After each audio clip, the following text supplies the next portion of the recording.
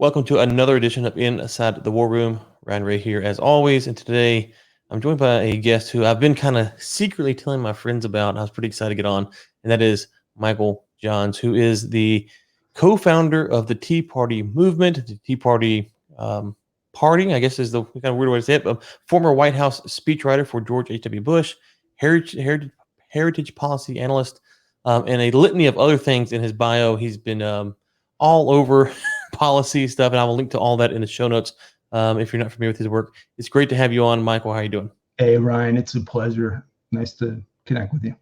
Okay, so let's start off. I mentioned the Tea Party. Yep. Let's start there because it's been what over a decade now since that kind of got going, and you hear about it some, but a lot of the Tea Party, I'm gonna say heroes, if you were, or champions, they've kind of moved on. The movement moved on. So what was kind of the impetus, and walk us through from your perspective? I don't think it really is moving on. I mean, so let's just sort of start with the beginnings of this, which are what I think so many people are intrigued by. And I find myself spending a disproportionate amount of time explaining because let's face it, there's been a lot of laudable efforts to try to launch influential grassroots movements. Most of them are unsuccessful, or if they are successful, kind of attract, a modest number of people and have modest degrees of success. The Tea Party movement, by way of metrics, is the largest and most politically influential grassroots political movement unaffiliated with a campaign in the history of this country, period. Bigger than even the civil rights and anti-Vietnam War movements, though I would, in fairness to them, say I think we benefited from some of the technologies that they didn't have available at that time, or they could have potentially been even larger than they were. But so here's how it goes. It's just simple. 2008, obviously, many of us who are politically engaged and educated are acutely aware that Barack Obama is running, a campaign as some sort of mainstream political figure who will actually unite the country. But those of us who have looked at his track record with any degree of scrutiny, we're very aware he was the furthest left member of the U.S. Senate at that time, had very limited experience. His primary experience was that of association with radicals on the left in the Chicago political scene, really incredibly radical individuals, including some who had been engaged even in domestic terrorism. He had first 30 years of his life that were very difficult to even track or grasp. He seemed to be infatuated, and you can see this even in his autobiographies, which I doubt he wrote, about his infatuation with far left Marxist and even anti-American ideology. So we knew, should this guy win, we were in for a fight. And should he win and have control of the House and Senate, he was going to have a green light to maybe be one of the more influential far left political forces in the history of the country. And that's precisely where we found ourselves in January of 2009. Then in February of 2009, I had been managing investor relations for this large Fortune 1000 company and had been in the habit of watching CNBC in the morning, and just by chance caught the Rick Santelli rant, which is now iconic. And we had a small email list of conservative activists from around the country. I wouldn't say these were people that even really particularly knew each other all that well, but we all kind of shared the same understanding and perspective about trying to preclude the country from moving in ways that were unconstitutional or were disproportionately, big government, big tax approaches that would stifle America's greatness. And so when I found this, we circulated it in this email list, and we proposed getting a conference call together to talk about it, which, sometimes you can waste a lot of time on talking, but it seemed like an important time to do that. So we had, 12, 15 people on this call. Outside of myself, I don't think anyone on that call had any political or public policy experience to my knowledge, but they had an enormous degree of understanding about the dangerous political situation we were in. And we committed to organizing these rallies on April 15th, 2009 around the country. Well, originally we have, 12, 15 people. Your capacity is decent, but it's not unlimited, right? So we have a few dozen of these rallies organized in some of the major cities of the country. And as the word starts to get out that we're organizing them, the phone just starts ringing off the hook for all of us with interest from others who wanted to do rallies in their prospective cities, or people who wanted to do even larger rallies than we had envisioned, which required changing permits to other locations and things like that. I mean, it was nonstop positive affirmations from the grassroots of this country that they were looking for an avenue for political engagement, which points to a deficiency, I think, in the country right now, is that most Americans concerned about the future of their country want to be involved. And when they go to seek a venue for involvement, struggle, because the Republican Party, which I've been a member of since the age of 18, and have voted for diligently, regardless of whether they were candidates I was hugely enthusiastic about or modestly enthusiastic about, really doesn't offer that. And we were offering that. And so from those rallies, which were that day attended by, a small 7-figure number of people, attracted extraordinary global media attention, propelled this amazing movement where now we, reconvened these calls, talked about, okay, what next? It was like, well, let's do some more rallies, which we did. And ultimately by the spring of 2009, we were talking about a political movement that would seek to take back, as I worded it pretty boldly, I think I labeled it more boldly than others. And I recall, just to be totally transparent about this, which I am. I mean, I'm not, for all of the great things we did and some of the things I wish we could do better, I said, look, nobody's going to be inspired by small goals. As much as that might make sense, they're going to gravitate to big ideas. So this is, Kennedy to the moon time, as far as inspiring the country, which meant we needed to, so my verbiage publicly was, we are going to take back this country. And I, am a person that's very confident and bold as it relates to public policy, but I'm also very acutely sensitive to responsibility. So meaning, like, when I say something is I don't ever want to have the reputation of misleading people or over speaking or misspeaking. I think it's part of the responsibility that comes with anyone in public life, is whatever your perspective is, to be a person that's credible. And so I was aware as I'm speaking, gee, I hope we can do this. I think we can do this, but I don't know for sure. But I knew it was necessary to inspire what we needed to do to prevail. So sure enough, 2010, we put up over 60 Tea Party affiliated members of Congress, take the gavel out of the hands of Nancy Pelosi. 2012, Mitt Romney chooses, to be blunt, not to work with the Tea Party movement. I think his professional consultant class that he surrounded himself with felt it was unnecessary, that we were all going to vote for him anyway. But, in failing to attract that level of activist engagement, enthusiasm for his campaign, I think he probably blew the opportunity of a winnable election. But we come back in 2014, and I say, look, this U.S. Senate is important for judicial confirmations, et cetera. And that's the next target. We take the Senate in 14. We, in turn, when you think about the individuals who've come out of this movement, Mark Meadows, Mike Pompeo, Ted Cruz, Rand Paul, Mike Lee, Marco Rubio, really some of the more prominent figures in the broad conservative movement owe their political careers to grabbing on to the momentum that we established in this movement. So now we have the House, we have the Senate, but we still don't have the White House. And at this point, Obama, as you probably are acutely aware of, is jabbing with us publicly, taking issue with us at rallies, saying I'd be happy to meet with the Tea Party movement. But of course, we actually took him up on that just as a matter of record.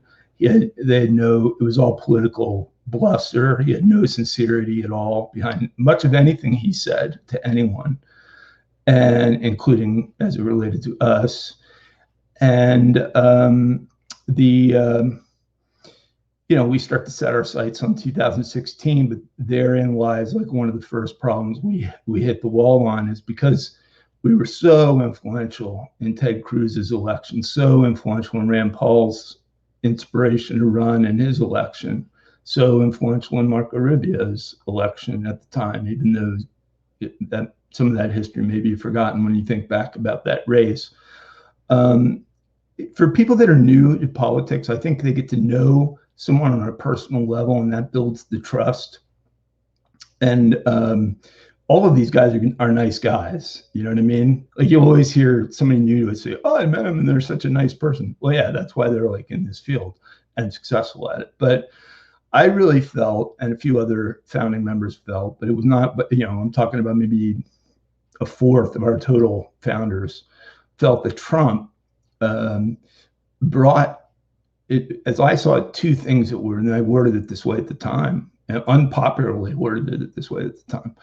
Two things that were necessary. One was an outside the Beltway perspective, meaning individuals who had been inside the Beltway, inside the swamp, and learned the game and how it's played there, were not going to be predisposed to bring the magnitude of passion and sweeping change that we needed. And then secondly, there were three issues that I have felt have emerged since the Reagan era that were new to the conservative agenda. One was the threat of communist China, which might be the biggest issue now of our lifetimes. Two is the immigration effect, both legal and illegal immigration, not just illegal immigration, but also these irrational legal immigration programs, visa lotteries and things like this, where we just sort of bring people in chaotically without any strategy whatsoever. Obviously, they compete with Americans for jobs. They deflate wages. A lot of detrimental components to it, and no real standards of metrics opposed to it. And then finally, were our trade agreements, where we were running these hugely, China being the best example, but not the only one. The NAFTA agreement, as Trump pointed out, was another good example of trade agreements that were represented as free trade when we launched them. And I guess we're free trade from our standpoint, but not from the trading partners' perspective. So that we were running these great trade deficits, where you saw a hollowing out of the Rust Belt of our country. I come from that area, grew up in the Lehigh Valley area of Pennsylvania. I started to see it in the 1980s, and the astounding ripple effect that it had through these communities, not just the obvious things of people losing their jobs, but the effects that it had through families, the effects it had in even psychological challenges that kids and others had, divorce levels increasing, drug abuse. The opioid crisis itself has been influenced greatly by much of this, and decimating these communities. And they would always come in and try to put a positive spin on it, and talk about the fact that these jobs were gone. This was just part of some natural evolution in the economy, and of course it's not. I was looking at the steel industry lately, and it's essentially like tripled or quintupled in its market size since that era. We just aren't a beneficiary of it. So all those issues led me to endorse Trump on day one. And I think Trump and Trump alone deserves credit for that victory. I always say that. He's a unique man among Americans. I mean, an incredibly underestimated man in a lot of respects too. But I hope that I lended, I think, a lot of credibility to conservatives who would have been immediately discounting of his candidacy, some of whom were anyway. But ultimately, we know the history of how that played out. He beats 16 other candidates in the primary, some of the most refined and well-funded opponents you could possibly identify, including Jeb Bush, and goes on in one of the most incredible upsets, being outspent by the top political class in the world in the Clinton machine to win the presidency. Okay, so you covered a lot of ground there. Let me kind of go back and just ask a couple of questions. First, from your perspective, do you think the Tea Party movement, would you view it as a successful? Is it still ongoing? Because you kind of push back when I said maybe it's done. So unpack that. And then two, how do you think about, as a member of the Tea Party, because I remember the Tea Party, I remember coming up, and I remember getting mad. I know a congressional staffer who's a Republican congressman, and he would kind of bemoan the fact that Tea Party candidates were winning because they couldn't win the state election, he would think. And I was like, I don't care. Wrong. That's wrong. That's wrong. I was like, I don't care. But my point was, I don't care. I want to vote for the person who I believe actually represents my thoughts, my movements, my beliefs, not who I think can win the national elective.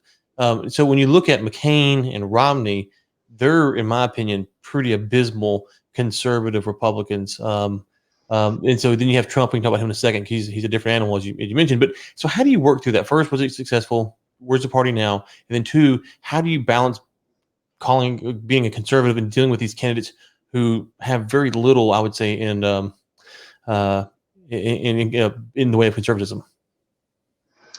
Well, my view is the final chapters on this book have not yet been written, and the very almost universally negative developments of the past year or two have us right back to we were in 2009. But does that mean, the one thing we need to keep in mind, because it both is an inspiring fact and it's part of the historical truth, is that had you given Obama 8 years with a green light in the House and Senate to rubber stamp his legislation, many of the things we're now trying to hold at bay would have been in effect already. We knew he wanted, even though he said he didn't, a single payer healthcare system. Obamacare, one of the reasons it's so incredibly flawed is it was never set up as a permanent solution by them. It was designed to pressure private insurers and to push them really out of the business, to create this artificial demand for a public system so the people themselves would be calling for it. It was a very sophisticated political undertaking. It was a horrifically structured actual healthcare plan, and really you can't even call it healthcare, because with the amount of money people were paying for premiums and out-of-pocket deductibles. And then I think, have to look at the fact that while we have huge issues in front of us, an administration that is not working, that comes in, Biden gives this incredibly insincere inaugural speech about uniting, but their definition of unity is agreeing with their agenda. And if you don't want to agree with that agenda, then you're disuniting. You're a divisive force. They've really we've allowed them to redefine a lot of language. Even this language of conspiracy theory, which used to be used to explain the most seemingly irrational and inconceivable ideas, that they've now used to label anything that just kind of deviates from their agenda. So we were told, for instance, that the idea that the pandemic was released from the Wuhan Institute of Virology, which has been my thesis, operating, and an educated thesis, and not just spewing it. Based on my sources and considerable insight on this, was incredibly labeled a conspiracy thing. Well, now yesterday we had the Director of National Intelligence from May of 2020 through the end of the administration, so the chunk of time most critical in the pandemic, come out and affirm in an op-ed in Fox News that there's almost no doubt it came out of the Wuhan Institute of Virology as part of their gain of function research.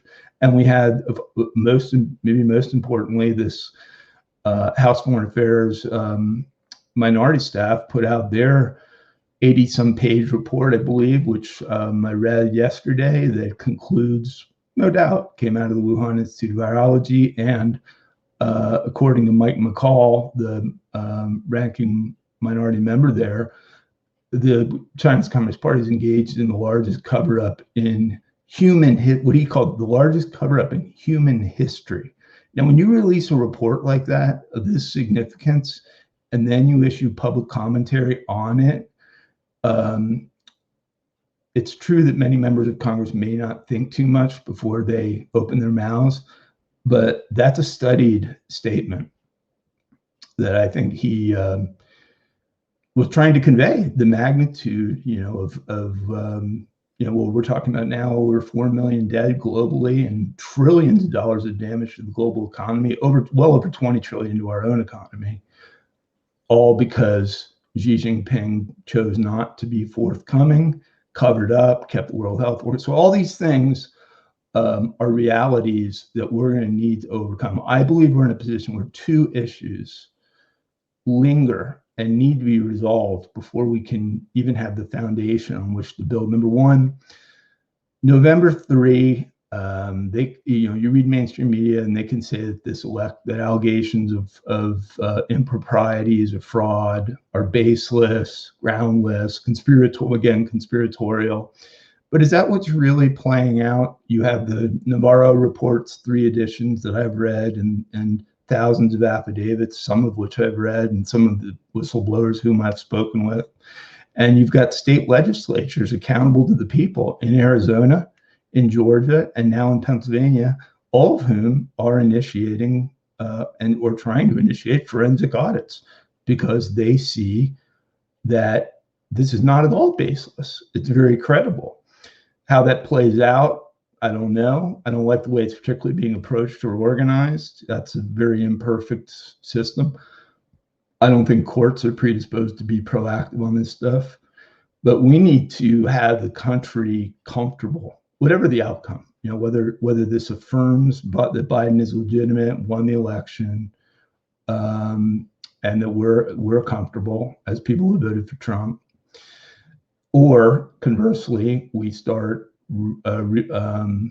correcting both the popular vote and possibly the electoral college vote. But none of those things have happened. I mean, you have documentable cases of people who voted who aren't even residents of their state any longer. And no one's backed those votes out of the popular vote. No one's held those people accountable. I don't know what the statute stipulates as far as what the ramifications are. I don't know if it's a jailable offense, but it's a crime. And it's not being addressed as such, unfortunately, by the federal law enforcement agencies that are tasked with it and have the resources to address it. And I think the Republican National Committees has been a complete disappointment. I mean, I couldn't even tell you what, say, Ronna McDaniel's view is as it relates to the Navarro reports.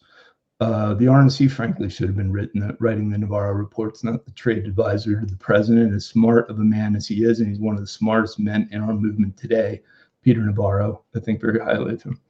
That needs to get resolved. And then this issue of holding China accountable. Okay, so yesterday you get the DNI and the study, very in-depth report that's been, had access to all the intel, concluding, yes, this came out of the Wuhan Institute. Didn't come out of some wet lab. That itself was really the conspiracy theory.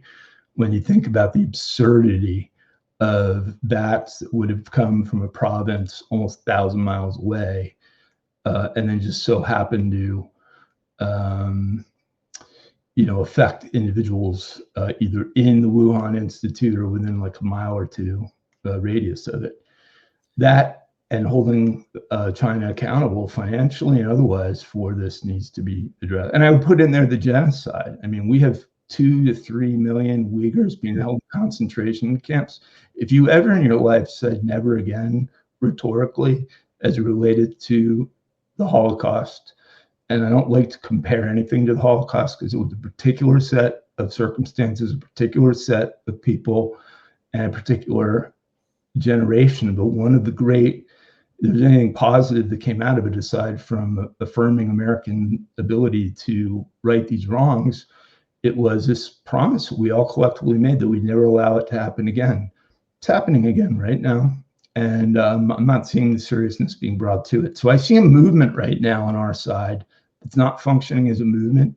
It's not rising to the moment on the major challenges. And there's a lot of timidity as it relates to confronting that reality. Because in politics, no one wants to really speak negatively, particularly of people on their side and in the public domain. But at a moment of national crisis, you need to start by speaking truth. And so it's not personal, it's not partisan, but we need to come to grips with some of these realities and address and fix them. And as we do that, and particularly as I think the Tea Party and MAGA movements are predisposed to lead that effort, that's the next logical chapter of this. And then you have to also conclude that so many of these great leaders that we have, the few that we have, not many of them, but the ones that we do have kind of spawned from the Tea Party movement's creation, may not have ever entered politics were it not for the Tea Party movement, that we've kind of graduated, and the metrics are different. So you go from kind of like these large public events that are very easily identifiable to, the reality of governing and political strategies and the challenges therein, and that's not quite as publicly evident. So people say, hey, it's kind of slowed down, and well, it's not really, it's just evolved. Okay, so let's talk about you hit a lot there. Let's talk about China. So one of the things that I wrote in I don't know, last summer, basically bemoaning the fact that Trump and insert big country here with spy agencies would not release what our spy agencies were telling us in November, December, or even October of 2019. And for me, it's so hard now when you hear someone say, well, we knew all this back then, or this is what we always believed. It's hard to get the trust back when you lose it. And listen, my stance on COVID has been the same since day one, and I'm a libertarian, so I'm not much for any kind of government intervention.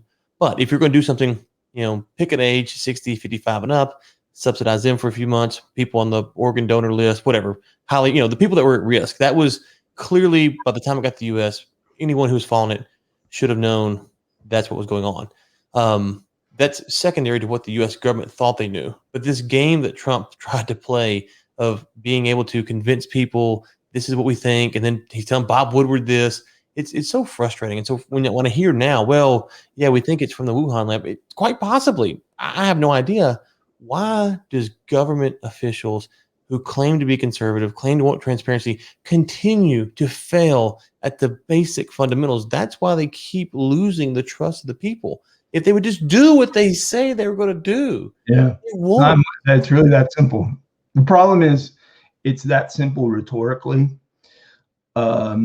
And, so if your promise is, I'm going to drain the swamp, which was one of maybe 3 or 4 key foundational promises that Trump made in 2016 that gave him the presidency, you got to be acutely tuned in to the need to overhaul the staffing of the federal government. The problem then is once you get into the federal government, everyone has an argument that they're engaged in this or that multi-year sensitive project and that they're irreplaceable. So in the ideal world, the alphabet agencies that comprise this possibly vastly too big, frankly, intel network of ours, Way too big. 16 agencies or whatever. I mean, that's you almost create a dynamic where internal conflict and lack of consensus becomes logical when you have that many people involved from that many different perspectives. That was the case as related to, post, once it became clear that if you walk through January of 2020, so we become aware patient 0 emerges in the state of Washington, who had been in Wuhan.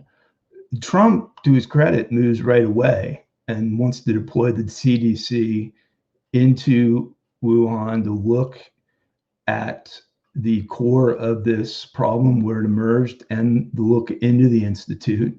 And Xi Jinping says, no, we're not allowing your people in.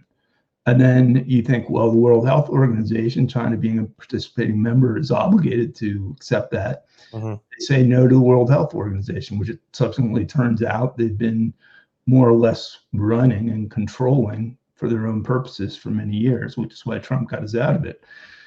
So we have no firsthand information that could have been available. Then simultaneously, China destroys the viral samples. They disappear the journalists who were trying to warn the world about the magnitude of this possible crisis.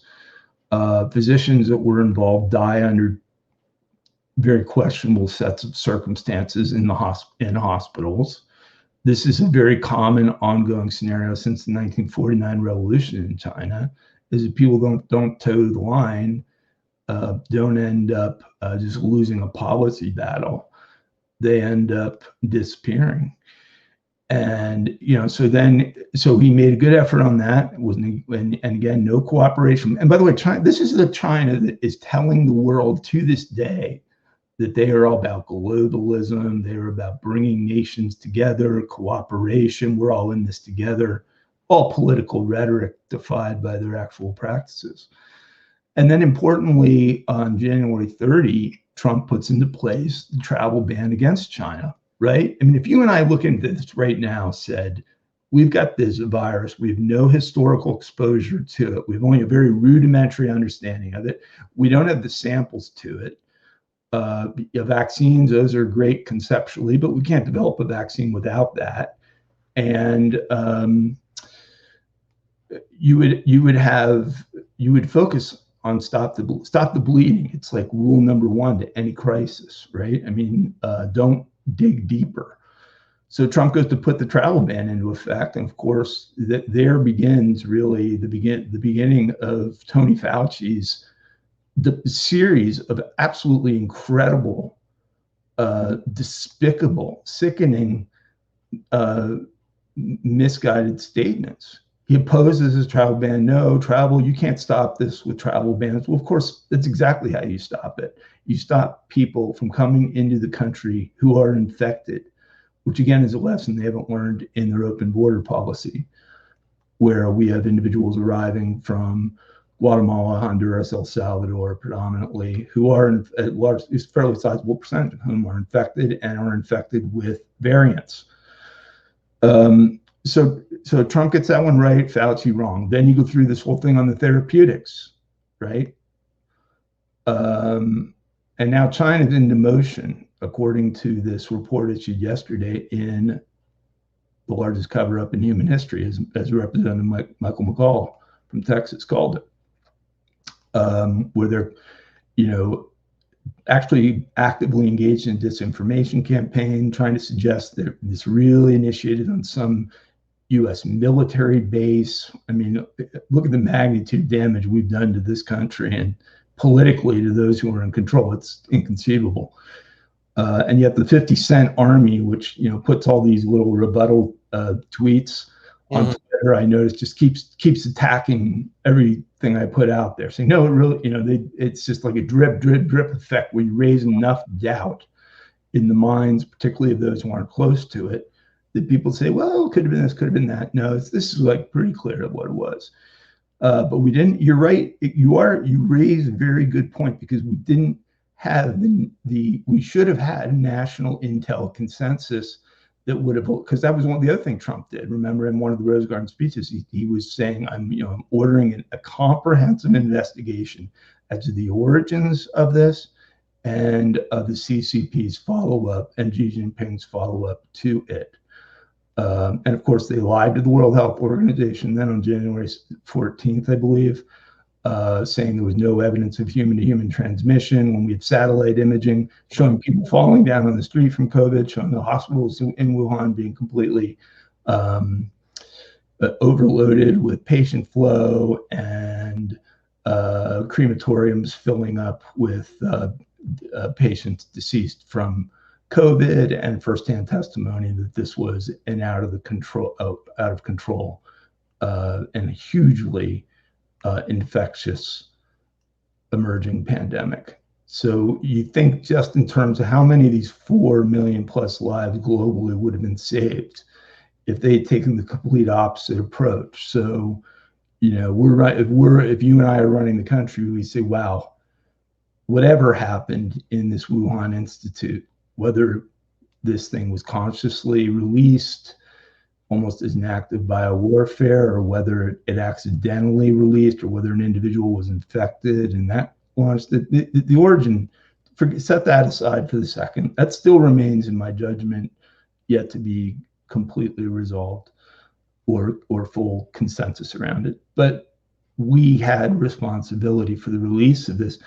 The best and most constructive role you could play in this global citizenship role that they like to depict would be to be fully transparent. Say, CDC, come on in. World Health Organization, come on in. In fact, anyone who's got any expertise on this, come on in. We got to contain this. You get the best policy guidance that you can.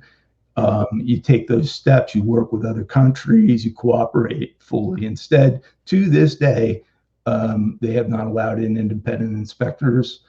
The one inspector that they did allow in, Peter Daszak, has had to recuse himself because of all of his financial conflicts, long-standing with being paid by China for his work with the Wuhan Institute and whatnot. And that's the reality of kind of like where we are, I think, on that issue. So I'll push back slightly there. They were in the UN, I don't know, a few months ago, and they said, if you want to come out to the Uyghurs, if you want to come out, look at the Uyghurs, come on out anytime, is more or less what they said at the UN. Not a sincere offer, though. Yeah, well, but this is the problem I have. I don't think it's a sincere offer either. But what you have to do is you have to say, we're making 16 planes available. We're loading up all of our best people. We're sending them today. Thank you, China. Thank you so much. But no one actually does that. And this is where we talk about all these games and all this posturing, and we get mad at China. China, listen, we know what China is going to do. We know how they handle stuff. We, on this side of the pond, when China says come, you load up the plane and you go. And then they say you can't come. And then you turn around and say, guys, we tried. You said we could come. You didn't let us. But no one actually takes them up when they play this game and they push back and they almost punk you. And we're like, oh, okay, well, let's say we come. We're going to get a committee together, and then you don't go. I agree it's not a sincere offer, but you have to expose that over and over and over again, because they are giving out, if you're concerned that they're the greatest threat in the world, we can talk about that, then you have to handle it in a way that you expose them in this manner. And we don't do that. And whether that's Trump, or that's Biden, or that's Obama or Bush or Clinton or whomever. That, to me, that gets to the core of the political elite class, is that they operate in this realm where they all think they're playing 4D chess. And to your point about the bureaucracy, real quick, I haven't mentioned this on the podcast in a while. John Bolton's book on Trump, I swear the man didn't read his own words because some of the things he says about himself, I don't think he realized. But anyways, he attributes Rex Tillerson's failure to exactly what you described. So if you go read Bolton's book about he talks about Rex Tillerson and why he failed. It's exactly what you described about the bureaucracy and not cleaning it out top to bottom. Well, so ponder the issue of the Iran agreement, right? That was probably, maybe arguably, the largest foreign policy promise that Trump made in the 2016 campaign, was that this was the worst, diplomatic deal in the history of diplomacy. All the way back to basically the Greeks, and that we were going to get the United States out of it because we gave them billions of dollars. They're still engaged in the development of nuclear weapons. They're still engaged in global terrorism, and they still consider the U.S. the great Satan and want bad things for us.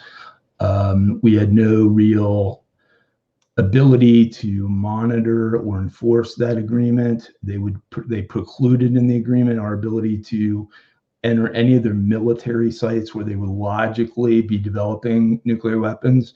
And then in the non-military sites, I think you had to give them like 28 days, conveniently, like just enough time for them to clean up any evidence of what they were doing. And as the intel that's come out, both by the Iranian opposition and the Israelis and our own intel, they have continued to enrich uranium at levels that are consistent with an active nuclear weapons development program. So we gave them billions of dollars in cash, by the way, because that's how you don't pay that's how you pay terrorists. Wasn't it their money though? Wasn't it their money we'd taken from them in the 70s? Yeah, this is a very important distinction. 1979 revolution, we froze these accounts of the Shah, right, who was deposed in another act of bad American foreign policy because Carter felt that the Shah's human rights abuses were inexcusable and that we needed to sanction him. So we sanctioned him. He was an ally, a flawed ally of the United States of America, which was a very common genre of government during the Cold War. Individuals who had many flaws but were friends. And instead, we got a regime that is even more egregiously violating of human rights and now an outspoken enemy, which is one of the big conclusions that you reach when you look at how Carter handled human rights issues versus how Reagan handled human rights issues. Carter in Nicaragua and Iran, maybe being the two examples, but not the only ones, isolated both of these friendly governments, Somoza in Nicaragua and the Shah, and ended up, in the case of Nicaragua, with a communist regime cooperating with the Soviets and Cubans and wholly disregarding of human rights, just as even worse than Somoza. And of course, the Ayatollah and the mullahs are right up there in the top 3 of human rights abusing countries in the world. So human rights didn't improve. Our leverage with these countries is completely diminished, and we've got 2 enemies when they were both 2 friends. Then if you look at the way Reagan, say, handled the replacement of in the Philippines with Marcos, who was a wholly corrupt autocrat, also engaged in human rights abuses. Once he made the decision, this guy really is not in the best interests of either the Philippines or the U.S. relationship or U.S. interests or the world generally, should probably go. He takes a very studied approach of looking into what that succession process would look like, what would come next. And because of that, we don't have, a hostile, irrational government in the Philippines. We have a very friendly and much more accountable, liberalized government, still imperfect, but vastly improved from what it was over Marcos, which is maybe one of the great untold realities in this completely contrasting left versus right debate of the crucially important era of the 70s and 80s in American foreign policy. And the final point I'd say is, it's this issue of you just send them to China. You can kind of look this up. Trump had CDC employees on planes ready to depart for Wuhan when they were told by the Chinese, do not send planes here. You will not be granted an ability to land them, and we are not granting any access. So he did there. And on the Uyghurs, if you look rhetorically at what their position is and what they've even told Biden, they said, look, this is an internal matter of China and none of your business. None of the UN's business, none of the United States business, none of the world's business. And of course, that completely contradicts with positions that they're taking with, in the Anchorage summit, where we had to listen to their absurd attempt at, I guess, moral equivalency in condemning the United States of America, which frankly should have been the end of that summit right there, in my view. Well, so yeah, I don't think that they would have ever let us when they said it in the UN. I don't think for a second they ever would have let us. But how you counter propaganda is by exposing it, and you have to go through great lengths because they're going to, the one thing when you get on Twitter and you follow the Chinese ambassadors, they all have the same message, whether it's true or false. And I have a buddy of mine, and me and him kind of go back and forth on China policy and stuff. And I always joke around when you're dealing with China. From the Western perspective, we like to pick and choose which thing that China says we believe that they actually are saying is true. So Xi Jinping comes out and says, well, they're going to decouple from the U.S. and this, and he'll send me that. And I'm like, well, hold on, over here they're saying this. And so it's always kind of funny to try to decipher what the Chinese are doing, because we all know on some level they're putting out vast amounts of propaganda, and trying to decipher through it makes it tough. I know we're getting to the clock here, so I do have a few more questions I did want to hit that you brought up. You talked about foreign policy quite a bit. One of the reasons for my departure from the Republican Party conservatism was the constant foreign intervention. I don't think that's necessarily a moral thing that we should be doing. I don't think it's necessarily a constitutional thing we should be doing. I've heard you talk about it. How do you balance that? Because we've been in Afghanistan, Iraq, and all over the place.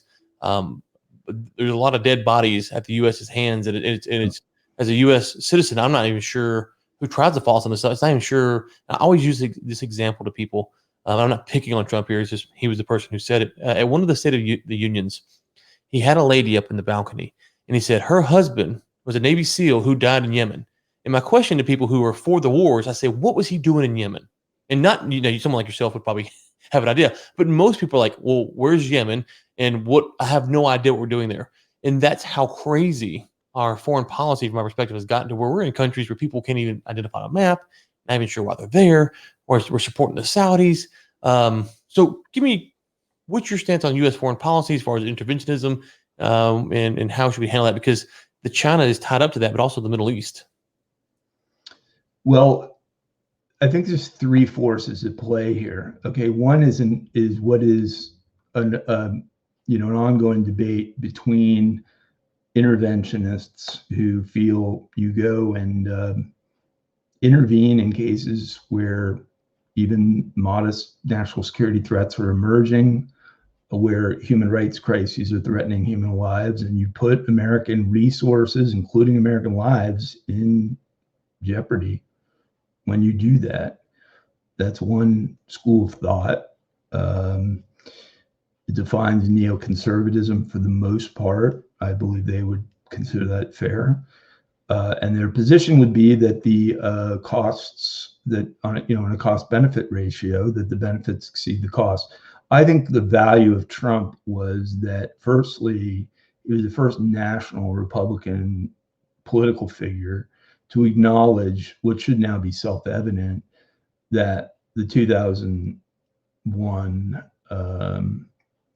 the March 2003 engagement in Iraq was a colossal error, not even a little bit of an error. Catastrophic. And again, who was behind that? Well, our intelligence force, the same departments that basically perpetuated the lie of Russia's, collusion with Trump and the campaign. Whether or not there was an agenda behind that, or whether it was a legitimate intel oversight, you can't dispute the major ramifications that emerged for it. And just to walk through, the obvious things are the loss of lives, thousands, between thousands in Iraq, but then also it's kind of this Carter era where you removing Saddam, even once it was clear that he didn't have weapons of mass destruction. On the surface, to someone looking on, might say, well, he's kind of a bad actor, and getting rid of him is a good thing. Well, and again, in a conceptual way, maybe, but it depends on what comes next. And what we learned when Saddam was removed is something that should have been self-evident to even the most entry-level student of Iraq, that Iraq is an extraordinarily diverse and complicated country with many varying power and influence forces, and that one of the reasons Saddam was successful was not his good looks and charm, but his ability to keep this whole puzzle together when natural momentum would have driven it, as it ultimately did, into different parts.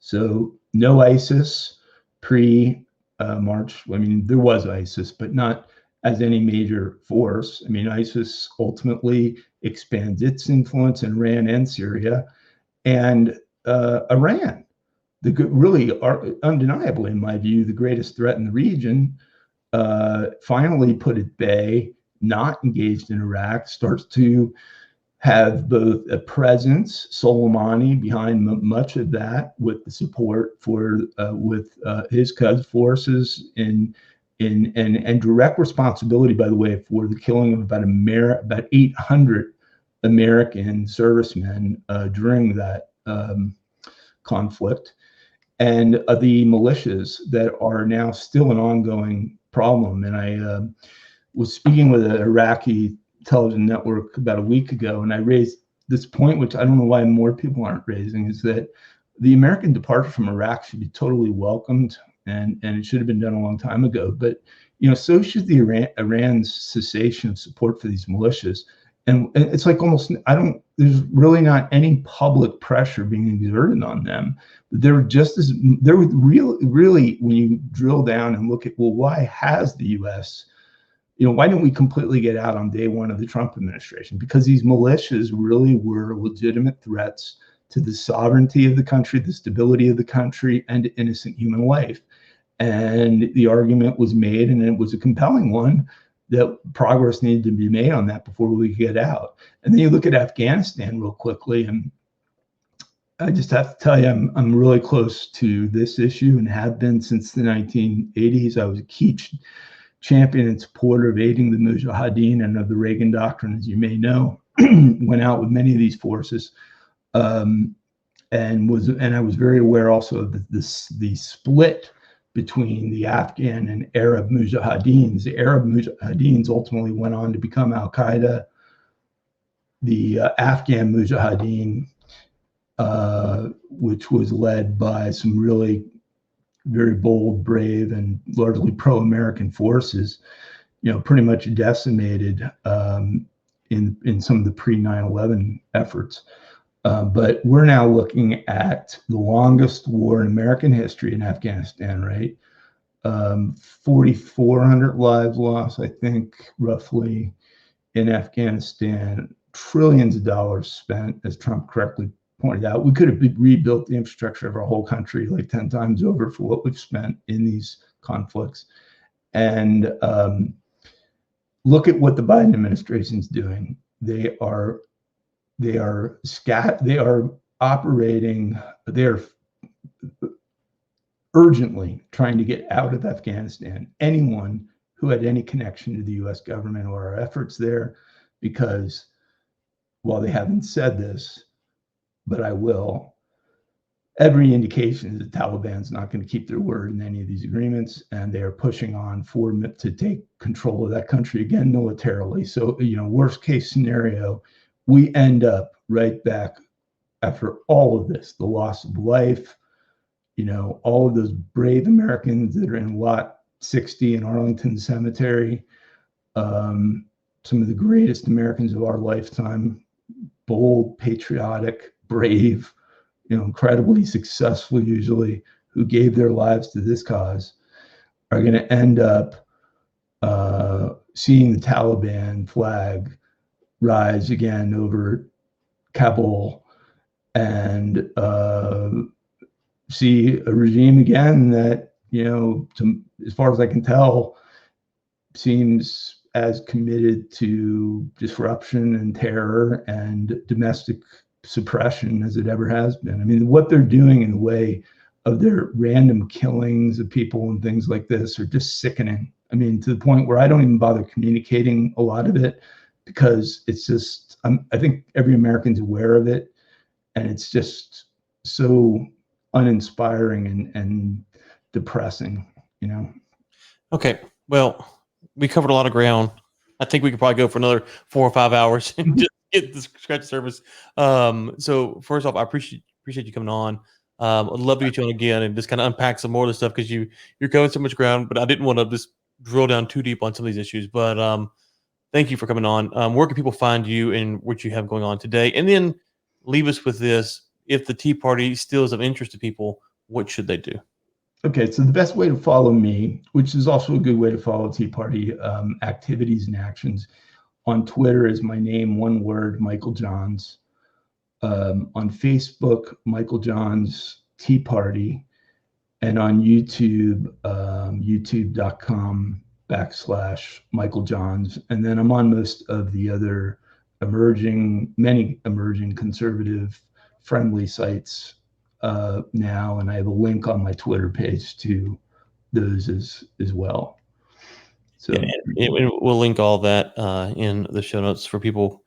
They can find you. Okay, thank you so much for your time. For all you're doing, Ryan. Appreciate it. Appreciate you, and it's an honor to connect with you, and good speaking with you. Likewise. Thank you so much, listeners. We have several more shows planned this week, and so we'll talk to you